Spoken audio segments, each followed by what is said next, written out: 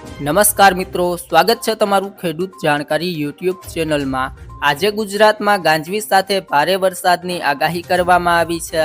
ગુજરાતમાં ચોમાસાનો પ્રારંભ ક્યારે થશે આ લેટેસ્ટ અપડેટ વિશે વિડીયોમાં વાત કરીશું, તો વિડીયોને છેલ્લે સુધી જોતા રહેજો અને ચેનલમાં નવા છો તો ચેનલને સબસ્ક્રાઇબ કરી લેજો।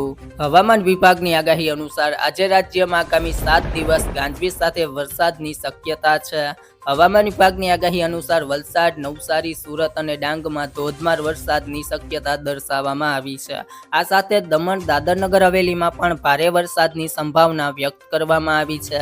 તો આ તરફ સૌરાષ્ટ્ર અને કચ્છમાં પણ હળવાથી મધ્યમ વરસાદની આગાહી કરવામાં આવી છે। અપર સાયક્લોનિક સર્ક્યુલેશન સિસ્ટમ સક્રિય થતાં વરસાદી માહોલ યથાવત રહેશે। હવામાન નિષ્ણાંત અંબાલાલ પટેલના જણાવ્યા અનુસાર દક્ષિણ ચીનમાં લો પ્રેશરને કારણે ભેજનો પ્રવાહ ફટાઈ રહ્યો છે। ઉત્તર અને દક્ષિણ પશ્ચિમમાં ગરમ પ્રવાહો ફૂંકાતા ચોમાસાને બ્રેક લાગી છે।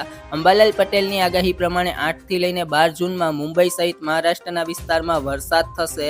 તો બીજી તરફ ગુજરાતમાં ચોમાસાના આગમનને લઈને અંબાલાલ પટેલે પૂર્વાનુમાન કર્યું છે। તેમના જણાવ્યા મુજબ 12 જૂન બાદ ગુજરાતમાં ચોમાસું ગતિ પકડશે।